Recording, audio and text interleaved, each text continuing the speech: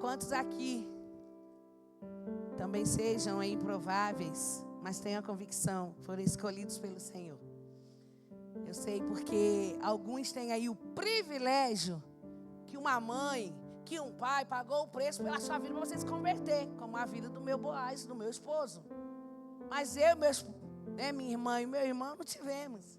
Mas nós temos o privilégio de orar pelos nossos pais. Eu acho que há quase uns 4, 5 anos atrás, meu irmão ainda batizou minha mãe. Isso é privilégio para poucos, não é não? Então, por isso eu louvo ao Senhor. Porque, de fato, quando Ele decide algo, cabe a nós tomarmos posse. Amém? Como disse aí, vai ter algo no carnaval. Não perca a oportunidade de estar. Porque se você está aqui, foi porque alguém um dia evangelizou você. E é tão lindo. Meus amados, eu gostaria de compartilhar a palavra, né?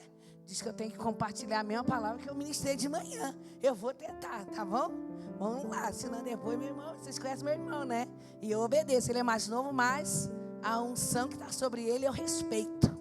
E nós temos que entender isso. Abra comigo a sua Bíblia. No livro de 2 Reis, no capítulo 4. Nós vamos estar lendo aqui alguns versos. E eu quero já dizer para você que está aqui, ame a palavra do Senhor. Né? Quando eu vi que esse é o tema, o ano da palavra. Meu Deus, é a palavra que nos dá sustentabilidade.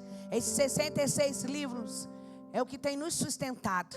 Então assim, mesmo que você está aí no seu celular, tudo bem, eu também tenho, viu? Mas não deixe, de tomar todos os dias o alimento da palavra. Diz assim as Escrituras. Certo dia, a mulher de um dos discípulos do profeta foi falar a Eliseu: teu servo, o meu esposo, faleceu. E tu sabes que o meu esposo temia ao Senhor. Mas agora veio um credor que está querendo levar os meus 2 filhos como escravos. Pai, mais uma vez, Senhor, diante da congregação dos santos, Senhor, eu venho, ó Pai, entregar a Ti a Tua palavra. Aquilo que o Senhor já tem palestrado ao nosso coração. Toma, Deus, mais uma vez, eu sei que esse ambiente já foi orado, consagrado. Eu sei que tem intercessores que estão aí orando.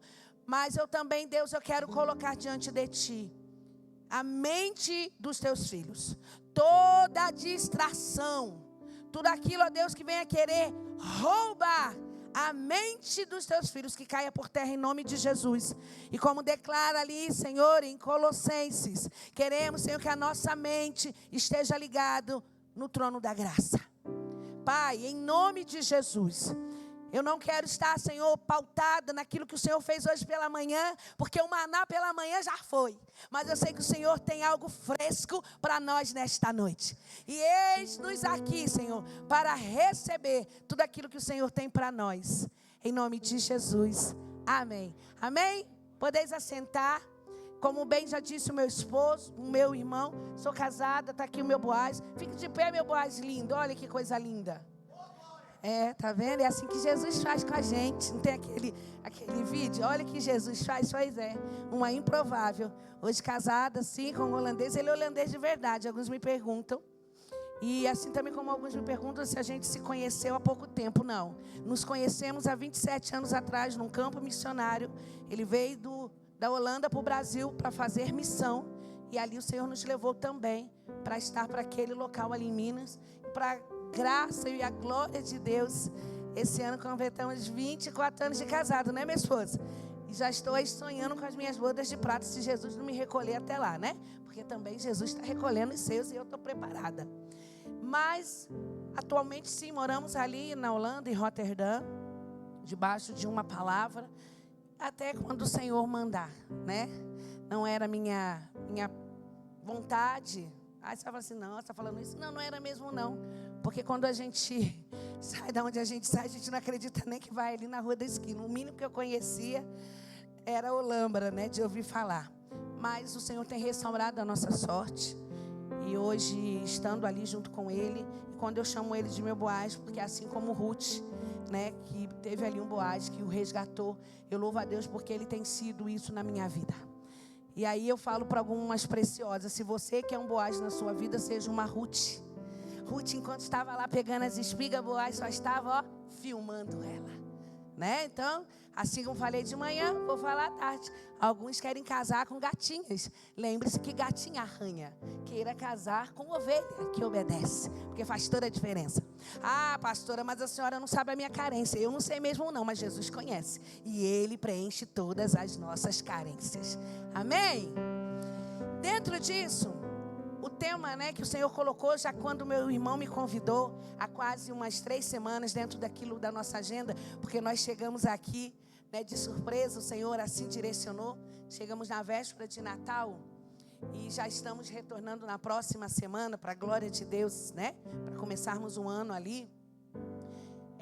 O Senhor trouxe esse tema, né, sobre nós não limitarmos o ilimitado. E a palavra do Senhor vai iniciar, né, dentro do que nós lemos, porque eu creio que você já conhece essa palavra. Eu creio que alguns aqui já leram sobre o milagre do azeite, né, desta viúva. E é interessante porque eu estou diante de uma história, porque de Gênesis a Apocalipse, o Senhor ele vai mostrar histórias de pessoas que tiveram vitórias, às vezes tiveram derrotas, mas em tudo a evidência de Deus. E essas histórias apresentadas aqui na Bíblia são princípios que transcendem tempos, né? Como o meu irmão já adiantou aqui, de fato, eu decidi por Jesus numa terça-feira de carnaval, dia 23 de fevereiro de 1993. Alguns aqui nem tinham nascido. E assim imagine, se eu já fui intensa no mundo, imagine com Jesus. Alguns não entendem muito a nossa forma de ser, mas eu sei de onde Jesus me tirou. E está tudo bem você. E se eu não puder dar o melhor para Ele, eu dava para o mundo. Não vou dar para Jesus, que deu a vida por mim e que me tirou da onde eu vim. Meu Deus.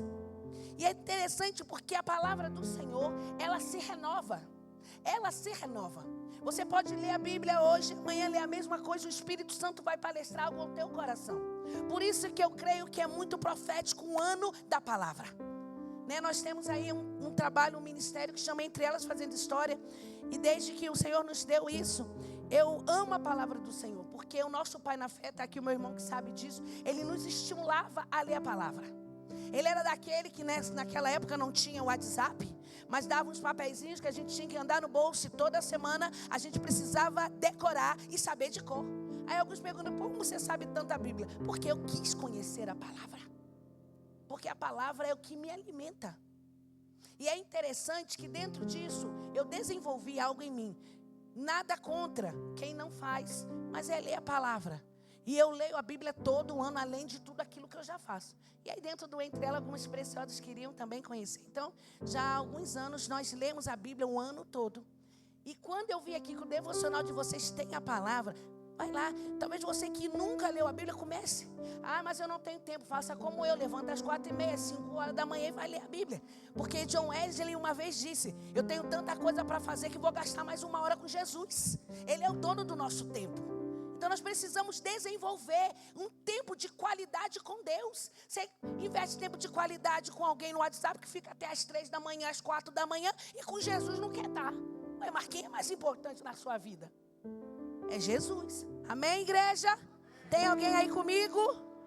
Pode deixar que eu já estou indo embora. E fique tranquilo, mas que me ame, tá bem? Mas eu preciso dar o recado de Deus. Porque senão o ano 26 vai ser a mesma coisa do ano 25, 24, 20. E lá vai fumaça de 1977, quando a sua mãe, seu pai, enfim. Mas Deus tem algo novo para a sua vida. E aí dentro disso, esta palavra, como eu disse, eu amo a palavra.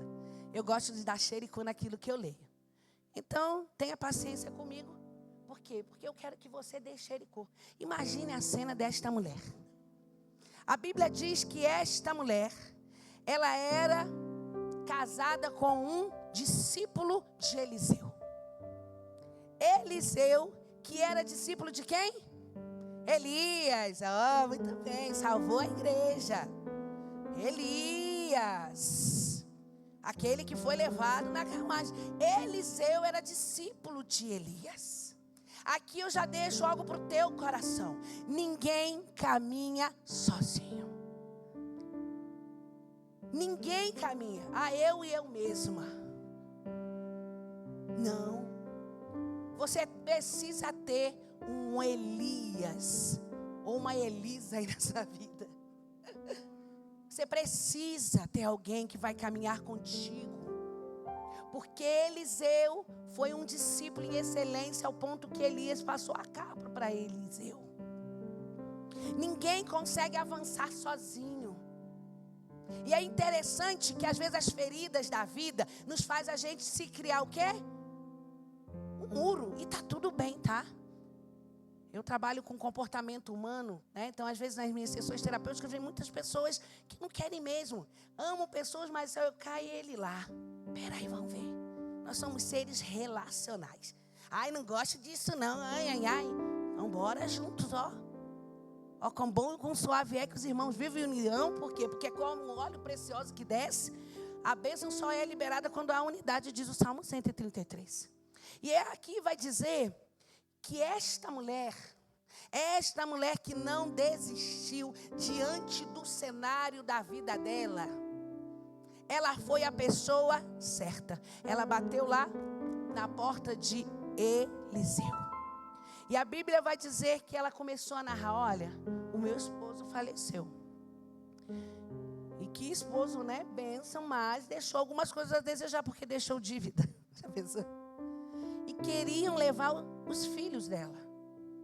Naquela época, a tradição judaica dava sobre isso. Já quando a pessoa não tinha dinheiro, tinha que levar os filhos. Já pensou alguém se bater lá na sua porta? Ó, preciso levar seus filhos para pagar sua dívida. Imagina a dor. Aquela mulher estava vivendo um luto. Quer dizer, uma crise já que bateu na porta, porque ninguém está preparado para isso, para viver o luto. E eu costumo dizer que veio de repente de Deus na vida dela. Sabe aquele de repente que chega na sua vida? Ou é só na minha que já chegou? E que chega de vez em quando? O de repente vem. E esse de repente veio com uma dor física, porque é a dor da perda. Uma dor emocional, porque ainda tinha perdido o esposo. Ainda estavam querendo tirar os bens mais preciosos dela, os filhos. E ainda tinha a crise financeira. Mas o interessante que eu aprendo com esta mulher sobre o entender de que Deus, Ele nos molda, não de acordo com aquilo que nós achamos, mas de acordo com aquilo que Ele vê em nós como capacidade vinda do céu. É que esta mulher, ela vai à pessoa certa. A Bíblia não fala, mas eu creio, porque diante do resultado dessa postura e dessa escolha, desta decisão, nós não sabemos o nome dela, não sabemos de onde ela vem, mas sabemos de toda essa situação. Ela chega na pessoa e diz, olha, estão querendo levar o meu filho, meu marido faleceu, mas ele temia ao Senhor. Ela poderia ter ido, ter criado problema, como alguns talvez veem, ter ido, colocado o dedo na cara de Eliseu, que representava um pastor. Tá vendo? Meu marido ficava lá na casa do Senhor, a trabalhar, fazia a obra, ia de manhã no culto de manhã, ia no culto à noite, ia na quarta profética, fazia acontecer, e olha que Deus fez comigo. Não é verdade?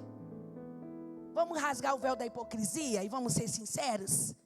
A gente faz assim mesmo. Primeira topada que a gente dá, cadê Deus que deixou arrancar minha unha fora?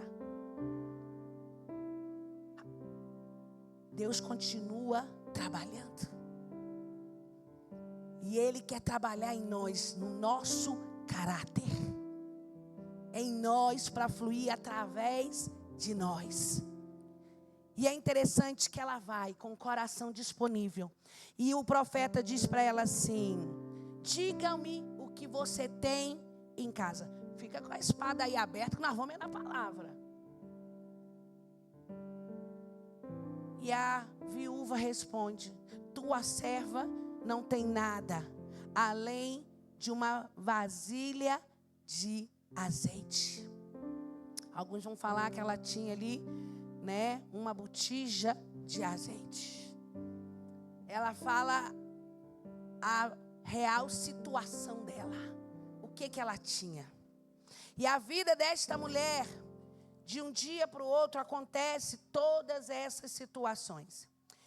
E aí eu quero falar para você que dentro desta palavra, nós temos aqui alguns princípios que eu quero falar para ti. Porque a tomada da decisão desta viúva, que seguiu as orientações do profeta, fez com que ela experimentasse algo sobrenatural. Que talvez que mesmo que o esposo dela um dia, quando estava vivo, ela ainda não tinha conseguido experimentar. E aí nós precisamos entender algo, amados. Eu falava isso pela manhã. Desde que eu me entendo por gente com Jesus, e o nível que eu quero estar apaixonada por Jesus, eu não quero me acostumar com a presença dele. É igual uns casamentos aí que vai se acostumando, aí depois fica uma coisa até enjoadinha. Por isso que alguns acham que eu sou recém-casada com meu esposo. E podem pensar mesmo, porque tem que ser desse jeitinho mesmo, né não? É a palavra obedecer. Mas tem gente que não gosta de obedecer, gosta de mandar, mas não quer obedecer. Sabe aquela história? Manda quem pode, obedece quem tem juízo. Tem gente que é assim, é até com Jesus. Interessante que esta mulher aqui, ela tinha um coração, meu Deus. Ela foi lá recorrer a algo e não cobrou nada, só falou, ó, meu esposo temia, viu? Será que pode fazer alguma coisa? E o obedecer, meus amados, a obediência, ela nos protege. Ela nos protege. A obediência, ela libera a bênção. A obediência, ela faz você avançar. Ah, mas mesmo eu não concordando, se Deus deu a direção para o líder, obedeça. Obedeça, porque o único risco que você corre, sabe qual é? É de ser abençoado. Ah, mas se o líder errar, é ele com Deus. Quem vai prestar conta é ele com Deus. E esta mulher, ela entendeu isso, ela obedeceu corretamente. Então tenha em mente que a fé nem sempre vai fazer sentido, sabe? Porque nós somos, né, principalmente quem é mais racional, tem que ter a lógica. Eu não sou das exatas, então para mim está tudo lindo. A mim é para fazer, é para ir, não é para subir, é para descer. Quando Deus falou há 7 anos atrás para o meu esposo, volta para a Holanda, vai nós com 2 malinhas. Ué, mas e emprego? Jesus mandou o Deus que dá a direção, dá toda a provisão, embora nós. Porque com Jesus está tudo bem. Mas você é mais assim, não, mas e aí como vai fazer? Aí perde a bênção. E muitas das vezes é isso, às vezes não faz sentido. Nessa história não fez sentido. Por quê? Porque olha o que ele faz. Primeira coisa que ele diz para ela é o quê? O que você tem em casa? Ó, só tem um pouquinho de azeite. É o que nós temos para hoje. É o que nós temos. Não tem mais nada. Nem a outra viúva ainda tinha uma farinha. Essa daqui só tinha azeite. E aí nós entendemos que o caminho desse comprometimento, da obediência desta viúva, faz nos levar a trilhar um caminho de viver aquilo que Deus tem. Por quê? Porque ela vai nos ensinar, a primeira coisa, que o caminho de Deus é a melhor solução para as dificuldades, os desafios da vida. Você não tem para onde recorrer. Obedeça aquilo que Deus está te dando. A Bíblia diz em Lucas, no capítulo 1, verso 37, que tudo e nada é impossível para Deus, porque tudo é possível àquele que crê. O impossível é uma das especialidades do teu Deus, do meu Deus, do nosso Deus. O possível eu e você fazemos, o impossível Ele que faz. Mas pare de ser racional, pare de ficar querendo fazer a lógica. Deus mandou, obedeça. Ah, mas eu só tenho um pouquinho de azeite. Ele faz. Cabe você se posicionar. A segunda coisa que eu posso aprender com esta preciosa aqui é que as escolhas desta viúva é o que Deus responde quando você não possui nada. Sabe quando você chega e parece que não tem mais nada? Você fala assim, meu Deus, Jesus, não tenho mais nada. A não ser um pouquinho de azeite. Não tenho. Não tenho mais o que fazer. Recorra para quem pode te ajudar. Recorra para aquele que pode resolver todos os seus problemas. A terceira coisa que eu aprendo com esta viúva é que o caminho desta viúva, o profeta diz a ela assim: o que você tem na sua casa. O que você tem aí na sua casa? Como está a sua casa? Eu creio que todos que estão aqui têm um lar. Amém? Se não tem, a gente vai providenciar para você. Como está o seu lar? Eu costumo dizer, principalmente para as meninas fazedoras de história, que algumas falam: pastora, você é uma bênção. Não, quem sabe que eu sou uma bênção é esse daqui, ó, que me aguenta. Que até dormindo eu estou dando glória a Deus e tal. Ele fala: essa noite você estava pregando lá. É Ele. Nos meus dias melhores, mas nos meus dias piores. O que você tem derramado dentro da sua casa? Jovens, adolescentes, o que você tem derramado dentro da sua casa? Porque você acha que se Jesus te chamar, você que tem 12 anos, 10 aninhos aí, você acha que é a sua mãe que vai te salvar lá, quando Jesus tocar a trombeta para você? Porque assim, vai ter a busca coletiva. Estamos preparados para quando a trombeta tocar? Já pensou se fosse agora? Eita glória! Mas também pode ser individual. A sua senha pode ser chamada. Eu estou esperando, a minha é 12 lilás. A minha é 12, ainda não chegou. É individual. Então como está a sua casa? Mulheres lindas, preciosas, que o Senhor nos chamou para sermos mulheres sábias. Como está na sua casa? E os homens? Tudo bem? Aleluia! Porque é isso que ele falou. O que você tem na sua casa? Mas aí o Senhor também falava ao meu coração, que casa também fala do nosso coração, lembra? Essa casa é sua, não sei cantar não, mas é isso aí. Então o seu coração é a sua casa. Como está o seu coração? Jeremias capítulo 17 vai dizer que enganoso é o coração do homem, quem poderá discerni-lo? Cuidado que o coração, ó. Por isso precisamos ter o nosso coração alinhado com o coração de Deus e não se mover pelas emoções, mas se mover por aquilo que o Senhor diz ao seu coração. Por isso que a Bíblia diz para você andar no Espírito, não andar nas emoções. Como está o seu coração? A Bíblia diz que o coração, sobretudo que eu tenho que guardar, é guardar o meu coração, diz Provérbios. Salomão nos orienta a isso. E é lindo porque Mateus vai dizer assim: a boca fala do que o coração está cheio. Cheio fala de transbordar. Como está o seu coração? Talvez você está colhendo alface porque as suas palavras liberaram alface. Ah, mas eu queria colher repolho. Não tem como. A sua boca é fonte de um decreto. Aquilo que você fala é semente. Talvez você falou algo e não está gostando daquilo que você colheu. Comece hoje a olhar para o seu coração. O que é que você tem dentro de você? Amargura? Falta de perdão? Rancor? Não quero mexer nesse cômodo. Deixa aqui, porque só eu sei o que eu passei. Mas Jesus é aquele que cura. Ele é aquele que cura. E esta mulher, ela nos ensina de nós vivermos dentro da nossa casa. Cuidar do nosso lar, mas cuidar também do nosso coração. Porque quando eu cuido do meu coração, quando eu cuido daquilo que dá vida dentro de mim, eu vou transbordar virtude. E algo que eu aprendo também com esta mulher é a lei da boa vizinhança. Você é bom aí com seu vizinho? Com de cima, de lado, de banda. Ei, não quero nem tocar nisso na pastora, porque a senhora nem sabe. Porque sempre a culpa é do outro, não é você não, é o outro. O outro quer é insuportável, você não é não. Por que eu estou dizendo isso? Por que eu aprendo isso com esta mulher? Porque a orientação sem lógica que o profeta Eliseu dá para esta viúva é dizer assim: olha só, volta lá para sua casa, chama os seus vizinhos e pede vasilhas. Vasilhas? Pede vasilhas. Pede vasilhas. Para quem? Para os vizinhos. Esta mulher demonstra um coração ensinável. Por quê? Porque um coração ensinável nos leva a avançar. Eu mesmo hoje, sendo aí pastoras, eu procuro ser cuidada e pastoreada e ser ensinada.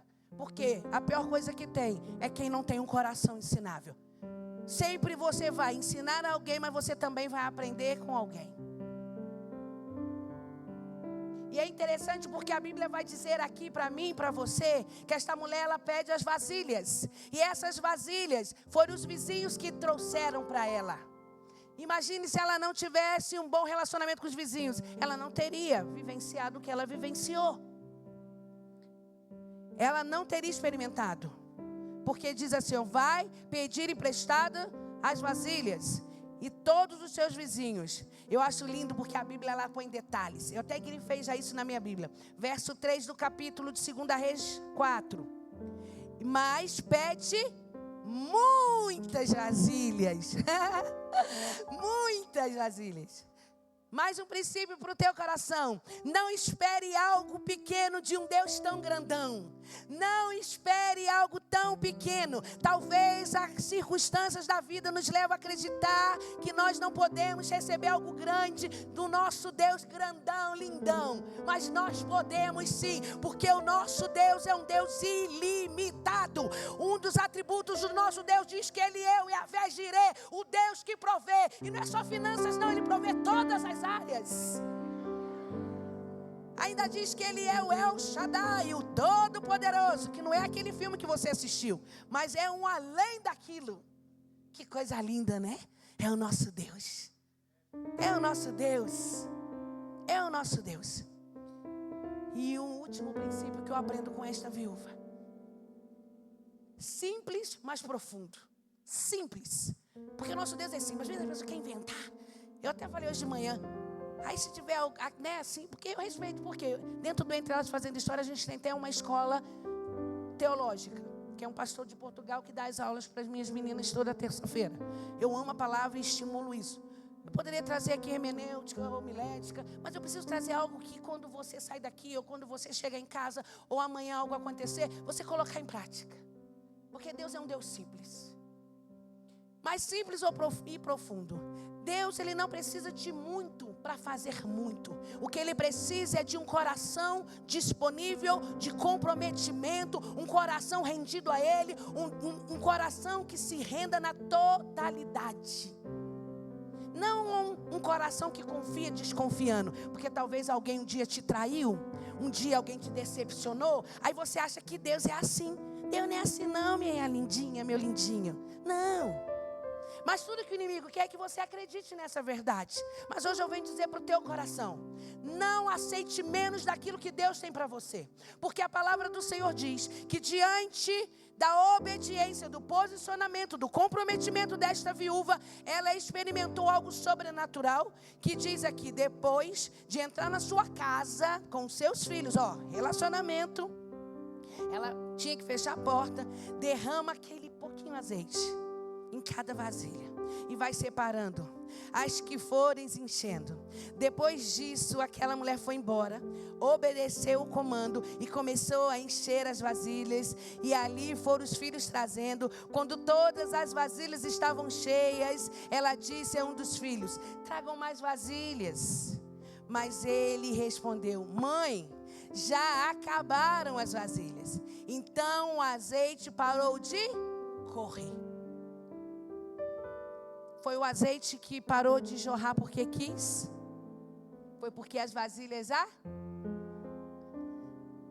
Se tivesse mais vasilhas, continuaria. Mas sabe o que eu aprendo aqui? Que mesmo com a nossa limitação, mesmo quando as vasilhas acabam, Deus, Ele continua cuidando. Por quê? Porque o profeta, ela foi até o profeta e falou: e agora, eu faço o que com isso? Você vai vender. Você vai vender os azeites e o que sobrar você vai sustentar. Meus amados, igreja do Senhor, chamada para fazer a diferença onde você está, porque dentro das esferas da sociedade, aonde você trabalha, aonde você vai, você foi chamada para fazer a diferença. Você precisa, aonde você chegar, declarar que está entrando um filho, uma filha de Deus, e que não vai limitar o ilimitado do nosso Pai. Porque a palavra do Senhor diz que quando as vasilhas acabaram, foi aí que o azeite parou. Foi aí que o azeite parou. Deus não limita a provisão dele. Eu e você limitamos, mas Deus não limita a provisão dele. Quem limita somos nós. E o recado de Deus para mim e para você hoje é: prepare-se as vasilhas, porque se você entender, você não vai mais se limitar naquilo que Deus tem para você. Porque se um dia, há mais de 30 anos atrás, eu tivesse limitado aquilo que Deus tinha, eu não estaria vivendo, e eu sei que o Senhor tem muito mais. Quando eu falo isso, amados, não é para me aparecer não, porque senão Deus vem e corta meu ponto. Mas que Ele cresça e que eu diminua. Mas eu sei de onde Deus me tirou. Falei hoje de manhã, né? Vim lá da Estrada Gentil, 550 lote 8. Não sabe de onde vem, não? Vai lá ver, igual lá João 1, vem ver o que Jesus faz. É lá da periferia, que quando a enchente passou, ó, não tem nem mais nada. É de lá mesmo que eu venho. E quando eu olho, eu falo, Jesus. Aí a pastora Rezano falou algo ali, o Senhor até falou comigo, viu? Você fala inglês? Eu falei, um pouco. Ainda falo holandês e espanhol. Olha só, uma pessoa que não falava nem português, que até repetiu de série, que já foi chamada de insignificante. Imagine se eu tivesse ilimitado. Imagine. Mas hoje, em nome de Jesus, sobre a sua mente, independente do que você já vivenciou, independente do que você já passou, em nome de Jesus, comece a juntar as vasilhas, porque azeite fala de unção, azeite fala de provisão, azeite fala da presença de Deus. Mas não limite o ilimitado. Não limite o ilimitado. Aprenda com Deus. Aquilo que parece insignificante, é aí que Deus vai agir. Se coloque de pé em nome de Jesus. O que é que você tem aí no seu coração? Eu tenho tantos questionamentos, pastora, que eu não consigo nem deixar o Espírito Santo agir. É hoje, então, a oportunidade.